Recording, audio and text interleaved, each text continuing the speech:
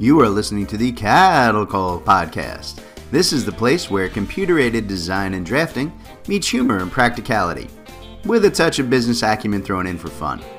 Jim and Rocco, the owners of ZenTech Consultants, the premier U.S. technology consulting firm for architecture, engineering, construction, and manufacturing, discuss the fascinating world of CAD with some humor and some honesty.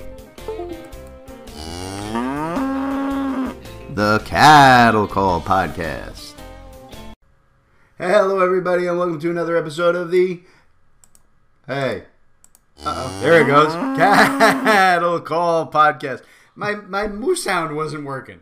Dude, what's up with that? Trying to throw off my entire rhythm here. The moose has a little bug this morning. I'm saying, no cow and no bugs, nothing. My moo wouldn't work. So, sorry about that. So, yeah, welcome everybody to the CAD Call with Jim and Rocco from ZenTech Consultants. I am Jim Coppinger, your obnoxiously loud and overly talkative host, and with me is... Good morning, it's Rocco Parisi. That's it, just Rocco Parisi. Yes, it is. Dude, we got to work on our intros. I could move for you if you want. Yeah, go ahead. I want to hear you move. I definitely want to hear that. You gotta step up your intro game, Rocco. You're kind of like becoming, I feel like I'm pen to your teller. I'm the guy talking, and you're just kind of sitting there nodding at me. It's like, dude, help me out here. No worries. So what are we talking about today? Today we're talking about CAD conventions and workshops, right? And whether or not those things are worth it for you to attend. So that's our topic. So, I really, like I said, I want to talk about CAD conventions or universities or whatever you want to call them. Workshops and trade shows and all of those things. And I want to talk about the time and the costs related to attending these. So I wanted to get a little bit into the ROI, the return on investment for these events. And the actual versus the perceived benefits for them. Now listen, I know that a lot of CAD folks out there, for these guys attending one of these events in Vegas or Miami each year, that can be a really big deal, right? And they put a lot of effort into convincing their boss how important it is to their career development and to the company in terms of profits and learning new products and on and on and on. And I'm not saying, right, that there isn't a benefit to these events. Yeah, there really is. But let's be honest here, folks, right? I think there's a lot more of, hey, I want a company-paid trip to Vegas in that argument than there is, benefit to the company. Which, by the way, Rocco, I was thinking about this, and I really think that we should attend a CAD convention in Ireland next year. I'm just saying, I haven't been. I wonder why. I can't imagine why. And it's definitely to the benefit of the company. It has nothing to do with the fact that I have limitless Guinness. That's not the point. Okay?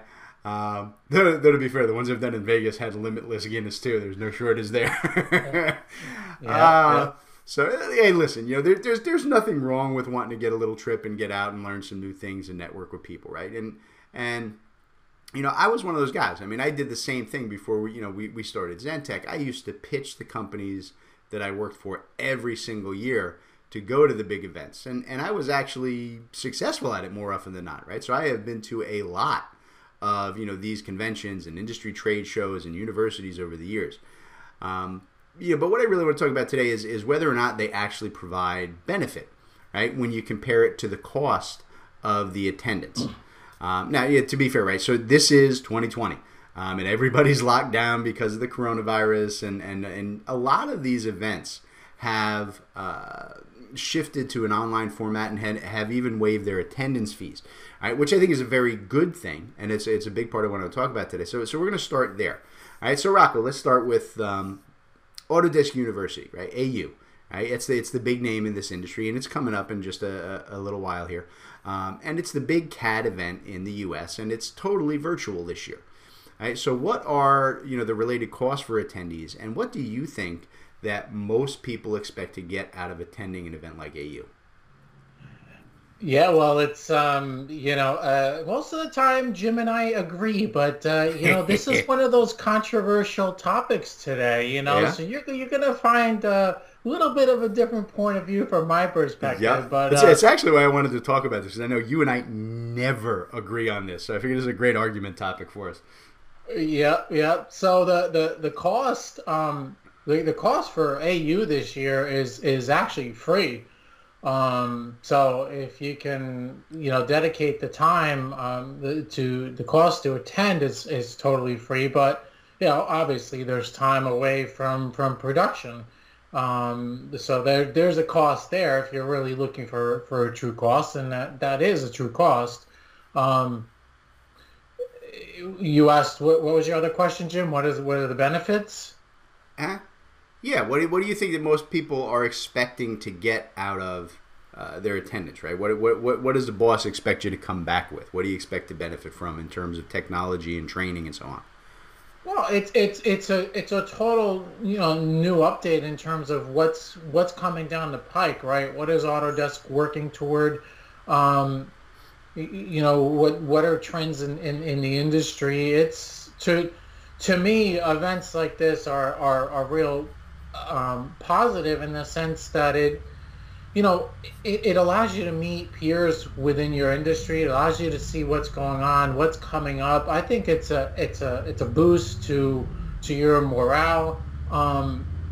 And it gets you out there, it gets you away from the computer screen. It gets you away from what you're doing day in and day out. So those are some of my initial arguments for the benefits that attending an event like AU or NY Build, for example, bring. Yeah. Okay. Fair enough. Fair enough. Like I said, I knew we weren't gonna. We're not gonna agree here. That's okay. So and a lot of these events this year, like I said, are being held digitally. But the thing to remember is that the plan for most of them, anyway, is to go back to the in-person events next year as soon as it's possible. In which case, we're not talking about free every year. So it's free this year because of our weird situation. But usually, something like AU, just the a ticket to the event, not travel housing. That's like usually like $1,600 to $1,800 Oh, per person. actually, it's funny because I just went on Google yesterday and I just Googled Autodesk University, and it's funny the market is doing a great job, right? The content is still up there from 2019, Mm-hmm. and it actually showed that the average cost with hotel and travel is right around 3,000. Yeah, that sounds about right. As I said, I've been there a bunch of years as an instructor and as a student, and that's about what it costs. So these are not cheap, all right? Um, and look, I understand, from a business standpoint, right, why these organizations are going back to the live. It's a lot harder to charge an entry fee and to charge advertisers and people and so on for online presentations, right? And at the end of the day, they're a company and they're trying to make money, which is legit. I understand that.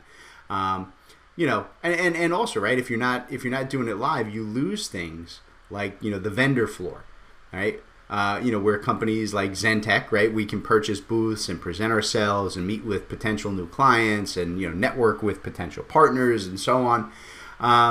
It's an accepted fact, I think, throughout the industry that these type of events are needed and provide a lot of benefit. And I know that's absolutely Rocco's stance here. I'm not sure I agree. All right, like we alluded to a little bit earlier, right? The biggest cost of these events isn't even the admission, right? Which we just said is not cheap. We're talking about $3,000 or so.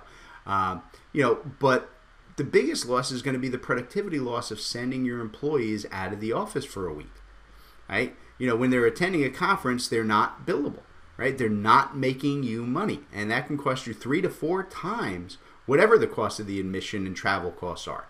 Okay. I am a much bigger fan of virtual classes like we're seeing this year. I think it's to everyone's benefit to do this all online permanently. Okay, and admittedly, right, I'm a bit prejudiced towards online presentations. They've been a mainstay for Rocco and I here at Centec, since literally the day we started the company. We made a very conscious decision, to do everything that we could do virtually. Because it's easier, it's more cost effective for both us and for our clients, I think. And I think that those same points should apply to conventions, okay? when people can choose the courses they want online, watch them from their desk in a limited amount of time and then go back to work instead of, wandering around the casino floor for 3 hours, losing, next month's rent in between presentations, right? I think it's a much more efficient process. Now, Rocco, I know you do not agree with me on this topic. I know you don't. You're always suggesting that I attend conferences and trade shows, and I keep, begging off in favor of the online options. Where do you really think I'm off here, right? What do you see as the benefits of these in-person presentations? Like I said before, I mean, first of all, it depends on the personality types, right? I mean, Jim is old and grumpy, and he doesn't want both of those things. But I think it brings a morale boost to employees. You're getting them out in front of other people. You're educating them as to new technologies. You're face to face with people. You're able to meet people that you converse with throughout the year. You're able to shake their hand, give them a hug. Well, not now, but I mean, in general, it just, to me, that's my personality type. I like being around people, and it's a pleasure meeting some of the folks that we work with day in and day out. But I see your points. But I just think that it brings a different level of personal attention when you're able to see people and have those conversations. Okay, see, it's your inner salesperson coming out. So, yep. Look, I do think that there is a benefit to meeting people and networking in person. Even though I personally suck at that, I'm a tech geek at heart, and I always feel way more comfortable behind the computer screen or behind a mic, or oddly enough. But there are people who think just quite the opposite of Jim when he's out there and talking to people. He's like the slick master of sales. I mean, he doesn't even realize it. I feel uncomfortable doing it. It just doesn't feel right for me. And the funny thing about it, Rocco, is if you put me up on a stage in front of 300 people, I'm fine. Public address, public speaking, I'm your guy. But if you put me, one-on-one with someone who I don't know, I feel like a complete dork. I have no idea what I'm doing or what I'm saying. It just makes me really uncomfortable. It's a weirdness in my brain. That's just because you stand up there and you just envision everybody naked. Isn't that the truth? Well, yeah, I just go through my life envisioning everybody naked. Just, why not? I mean, if you're going to go through life, you might as well have some fun, right? Once in a while, that can backfire, though. Woo! All right. I also avoid that when I go past mirrors, because who needs that grief in their life? All right. So, to be fair, Rocco, I mean, I understand what you're saying, right? And there really is no effective way to get that same interaction digitally. Though I will say, I think that, breakout groups and open forums online can do a decent job at that. And I think they're going to get better as the industry moves forward, right? And the other thing that I'll say is that, for dorky guys like me who aren't always comfortable in those one-on-one conversations, and there are a lot of us, right? There are a lot of introverts out there. You ever think you'd hear me say I was an introvert? No. Yeah, I am, just in those one-on-one scenarios. The digital interactions can be a lot more robust for us because the awkwardness is removed by the intermediate screen, right? Folks like me, we're a lot more comfortable in our own environments, and we open up and interact more, I think, when we're in those familiar surroundings. The other thing I see as a benefit to, online presentations and online versions of these type of events is it gives a lot more people access to the venue. All right? No matter what, let's face it, right? Most of us get shot down instantly when we tell the boss, we need to fly somewhere and stay in a hotel and buy food, and there's a huge admission fee too. All right? They just don't want to hear that. All right? So it's just no. All right? And I think with a virtual format, you're eliminating the travel and the per diem costs right off the bat. Right? And I think that makes the boss much more likely to be willing to put up with any admission costs. right? And I know, there are listeners right now who are getting mad at me because they really want to hit Vegas next year on the boss's dime. But I'm actually doing you a favor, folks. Trust me when I tell you that the house always wins. I'm putting money back in your pocket with this discussion, not just the boss. All right, so that's my firm belief. So I think with that, we can take a break here to hear from today's sponsors, and we will be back in just a minute with more of the Cattle Call Podcast. All right, everybody. Today's episode of the Cattle Call Podcast is brought to you by Zentech Consultants. That's Rocco and I. We're bringing ourselves to you. Aren't we nice? So we wanted to talk to you guys today about some of the things that we offer at Zentech Consultants. In particular, we wanted to talk to you today about our offerings around developing and upgrading your CAD standards. We are here to help you guys with all of your CAD standard needs, from ongoing drafting and design support to block and library development, full CAD standards development, right, CAD version upgrades, really whatever it is that you guys need when it comes to developing, implementing, and tweaking your current CAD standards. Or like I said, if you don't have any yet, we can help you build them from scratch. So Rocco, why don't you tell all the good folks how they can reach out to us and start that conversation? Yeah, there's a lot of information, people, on our website, zentechconsultants.net. That's Z-E-N-T-E-K, consultants.net. Or you can give us a call, 866-824-4459, or even drop us an email, sales@zentechconsultants.net. Ooh, nice. CAD standards from Zentech Consultants. You're listening to the Cattle Call Podcast. All right, everybody, welcome back to the Cattle Call Podcast with Jim and Rocco. And we're talking today about CAD and related trade conventions and if they're worth attending. And in the first half, we talked about the pros and cons of virtual versus in-person formats. And now I want to go through the general process for each format, right? So let's start with the in-person process and how most of these events work if you haven't been there. I've been an attendee and a presenter at AU and similar events many times, and they all follow the same basic format. You register in advance, and then you have a selection of presentations that you can schedule online for each day of the event. In better organized venues like AU, they actually do a really good job. They break the offerings down into tracks or industry-focused presentations so that you can focus on attending the events and the classes that pertain to the type of work that you do. For example, most of my presentations were either in the civil design or the data management tracks because those were my specialties, right? So, when you get to the event, you go in, you sign in, you get a pass, and you start attending your scheduled classes. And here's where I find them a little frustrating, and I think it kind of contradicts Rocco's stance a little bit here. Most of the presentations, right, not all of them, but probably 90% or better, are done in a standard, classroom presentation format where, the students sit in rows of chairs and they watch the instructor up at the front of the room who's, working on a smart board or a projector, showing them the cool new tools or whatever the class is about. And I think that you can get really good info from that, all right? But that's nothing that couldn't be done just as well online.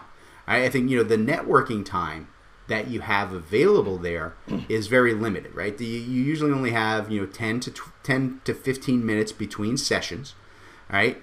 And the rooms only open up like 5 minutes before each class for seating, right? So you do not really have a lot of time to talk to the other students. And even if you do get the chance, right, you sit next to someone like Rocco, is a very outgoing guy. Really, most everybody in that room is locked onto their phone, replying to emails and checking up on work issues in between sessions, just so the boss doesn't think they're down, at the craps table losing their paycheck. And as my stance here, that the only time that you really get to network is at scheduled networking events or at the lunch break. All right, so Rocco, I know you haven't been to a ton of these formal events yourself, right? I tend to keep Rocco chained to the desk doing all our sales and marketing here at Zentech. I don't let him free. Does what I just described fit your picture of how those events works, or do you think or visualize more robust personal interaction? I think you're exaggerating it. Okay. I still like the personal interaction. You sit down in the classroom and you sit down next to somebody and hey, who are you? What do you do? How are you liking the convention? Ooh, you know what? Let's role play that. Go ahead. Sit down next to me. I gotta tell you how I see these things going, how they've gone for me. No, let's do a little role play. Go ahead. I sit down next to you looking at my phone. Say hi to me. Well, don't be looking at your phone. Well, Hey, Jim, everybody how are you is. today? Welcome to the modern world. That's what I'm saying. I know, but Hey. what I'm saying is pull them away from their phones. Get them out of their offices. Get people to Except on the other end, socialize. the guy who's signing their paycheck is saying, "You'd better be on that phone answering my emails." So who's going to win? We don't sign their paycheck. I really believe that. Like I said, because usually when I have those conversations, everybody's like, "What's up? I'm Jim. What do you do?" Architect. It's like, dude, it's like pulling teeth. And again, maybe it's just like, I'm really bad at that. So you are actually really good at it, to be fair, right? Folks like you, I think, have a much easier time of it. You're actually really good at engaging with people and starting conversations. And I'm not. So, all right. Yep. So It's just different personality types. It's nothing wrong with one versus the other, but I don't know. I think as a society, I think that we're just becoming too introvert, if that's the right way to phrase it. I just think we need to get out and meet people and learn about one another and spend time with one another. oh, that sounds awful. All right. Now I'm just being obnoxious. Okay. All right. So let's talk for a minute then about the reality of the networking time, because there is built-in networking time in most of these conventions. All right. And like I said, these are primarily scheduled events, or they have the big lunch buffet where everybody, goes through the line, gets to the lunch, and then they have community tables where you sit down. And I will say that, the networking events are actually really well attended. And it helps that they usually come with, free food and free booze, right? Yeah. And they can definitely be fun, right? The issue that I have with them is that they're usually scheduled, after hours when, people are tired, they want to round down from a long day of classes. So, it's not, in my mind, the greatest venue for talking business with folks. They're just done. They just want to have a couple of beers and relax. And also, these events are always crazy loud. You can't hear anybody. Usually because everybody's been drinking, and needing to and talking to people in these events I find to be difficult at the very best, right? Because everybody's half in the bag, everybody's yelling and loud, and I think that the other issue that you run into both at the networking event and during any of the lunches is the people don't usually come to these events alone. Right? Companies tend to send at least 2, sometimes more people to these events, right? And it's funny how one of them is always your boss. Okay, he's always there, right? Which listen, let's face it, you're not the only person who wants the week in Vegas for the week. So does the boss. So when you have multiple people who know each other at an event, right? They tend to be very insular, right? They sit together, they eat together, they drink together, they seem to close ranks, which can make networking really difficult, right? Breaking into a four-way conversation between a bunch of friends and coworkers, for me to introduce myself and hey, what do you guys do? Like I said, that's a skill that I personally just don't have, right? And I think Rocco is smooth like that, and he can talk to anybody. Right? And in that, I just tend to sit, awkwardly at the edge of the table, eating my little pudding cup, not talking to anybody. So I don't know that really benefits anyone when I do that. Is that all you really eat at those things? Is a pudding cup? Well, I will say the ones in Vegas, I eat like a gavone. It's absolutely insane. The food in Vegas is crazy good. But I've been to like ones here in Jersey and New York. I'm just eating a pudding cup because they're just sort of like stale Subway sandwiches. Who needs that in their life? So just depends on the event. But yeah, the Vegas ones, oh man, the food is incredibly good. Do you mix it up? Do you get like chocolate and a vanilla put on Nah, top, or depending on my day. Some days I'll even get a little risque, go with some butterscotch. Just throwing it out there. Oh goodness. All right, so Rocco, what do you think? Do you think that the networking at online events can be improved? Is there a bear with me for a minute and think about it from my side, right? Do you think there's a better interface or a better method of presenting in a virtual environment, that would allow for better networking and interaction that you'd like to see tried? in a virtual environment, yeah, I mean, I'd like to see more of a kind of a round table, type of discussion going back and forth.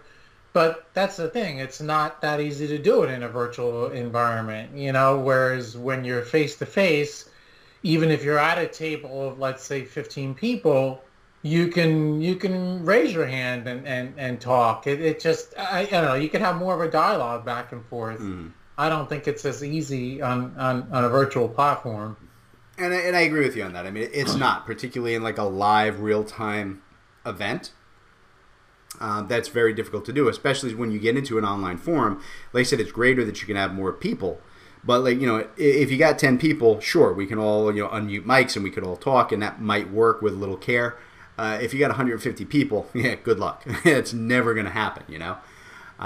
So that's why, one of the ideas that I really like in the virtual side is the concept of ongoing presentation and networking, right? Rather than live one-time shots. So things where events that, discussion boards, papers, videos, things that are online and that everybody can access every day of the year at different times as they feel like it, and that is something that can only be done in a virtual format, right? And then that's an idea I really like, and it's we built that. That's why we came up with our Zentech Civil Hub, right? Which is it's like a digital forum for people in the civil and survey arena, right? And we've got hundreds and hundreds of hours of training classes and discussion boards and webinars and a whole bunch of other stuff for people to communicate and network and talk about jobs and positions and learning.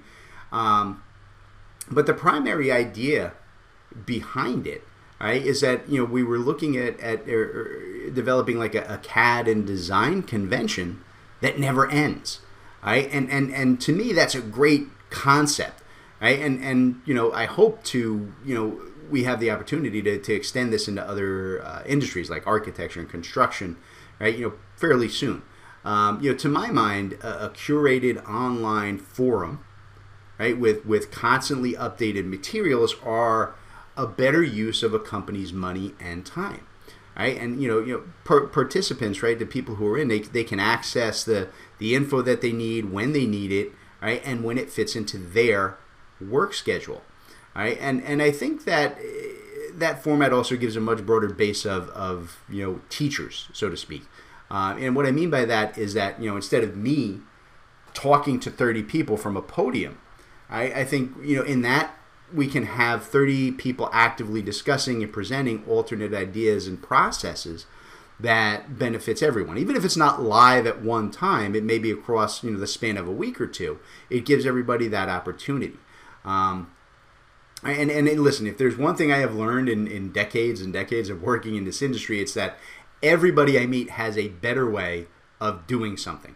I mean, I cannot tell you how many times I've sat down to train, a new hire, right, a noob, and had him say, oh, I do it like this, and then sat there completely stunned as I realized that the method this kid just showed me was way better and faster than the one I'd been using for like the last 10 years. It happens all the time when you're teaching.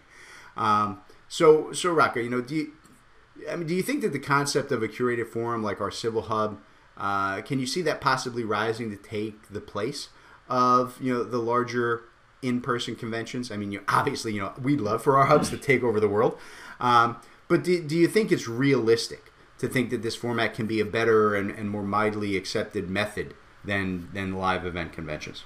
I think that they serve different functions entirely. I think one has one purpose and one has another. I don't think that they can replace it. No. No? Yeah, I think that they overlap, but we'll see, right? We'll keep pushing them and see if it goes. I do think that it can it can replace it. Like I said, we told you folks we were going to completely disagree in today's topic, so no worries. Discourse is good, right? So listen, like I said, at the end of the day, I am almost always in favor of virtual answers. And I'm not saying that our civil hub here at Zentech is the perfect answer. It's still new, right? We're actively working to expand it and add more features and better ways to start discussions and networking. What I think, though, is that the industry as a whole should really be looking into the best ways to, make use of digital technology to increase our educational and networking opportunities.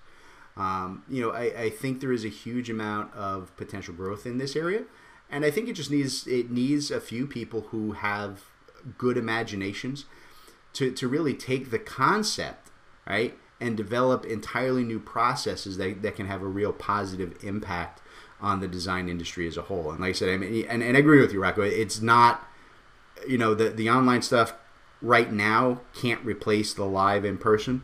But looking at the potentials that we see and where it can go, I think that it someday can if we get enough folks thinking about it and starting to put up new products and new concepts. Well, it's from the learning perspective, it's a different way of learning, and it works well for us. I mean, we've converted a lot of our customers who have been used to the in-person, face-to-face training to the online platform, and they love it. Mm-hmm. I mean, what we do here at Zentech is with our live public or private classes, we'll take an 8-hour class and break it out into 2-hour sessions. So it's once or twice a week. You're online for 2 hours. You're live. You're able to ask questions either through phone chat through phone conversation with private classes or through live chat with our live public classes. But it just it's a different learning platform, and a lot of people like it. And particularly during this time of COVID, it's a method that works, and it's a cost-saving measure. There are a lot of benefits, but I don't, I just think that you're talking about two things when you're talking about a trade show, a convention type event versus online learning, and everybody has their methods of learning. Some people learn better face to face, with an instructor, professor, doctor in front of them, versus on their own going through videos. Right.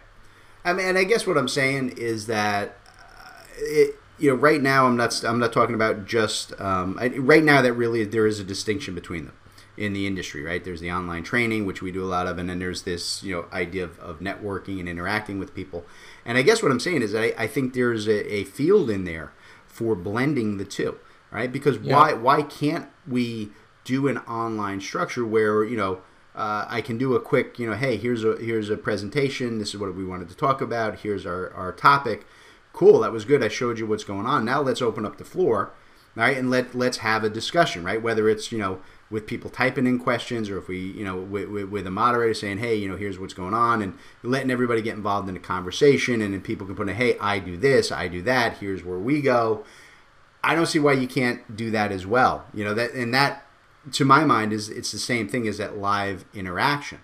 Or like I said, if you even do it in breakout groups where you get small enough, say, hey, we're going to break out into groups of 10 people. And then we can actually open up mics and have conversations and video conference and, give people different controls of the screens. I mean, I think there are ways to do it. I just don't think anybody's gotten there yet. And that's where I'd kind of like to see us go, because I think it opens it up to a lot more people who can't always get to these in-person events. Yeah, and it allows you to do it with more frequency at a lower cost. Right. Yep, and that's my thoughts. So, again, I think there's room there for a lot of you bright and imaginative folks out there to come up with ideas better than the ones we even have here at Zentech. So in the meantime, we'll keep thinking of new stuff, right? Just bringing more business issues to the marketplace. That's what we do. So, all right, sir, I think that covers pretty much everything we wanted to talk about today. So we can bounce out of here. And thank you, everybody, for listening. We will catch you all. It's time for Jim's pudding cup. It's time for my pudding cup and nap because I'm a grumpy old man. All right, folks, we're out. We'll catch you next time on the Cattle Call Podcast. All right, everybody. Today's Cattle Call was brought to you courtesy of Zentech Consultants. That's Rocco and I. Zentech Consultants works with design and manufacturing firms to help our clients purchase and implement the software that they need in these complex industries. We provide a single point of contact for clients to buy, develop, and learn the most vital software systems for your specific needs. Zentech strives to be your trusted technology partner from your initial needs all the way through long-term support and training for your entire staff. So Rocco, why don't you tell them how to reach out to Zentech? All right, yeah, you can reach out to us through zentechconsultants.net. You can email us at sales@zentechconsultants.net. Or you could even call us, 866-824-4459. Excellent. We look forward to hearing from y'all.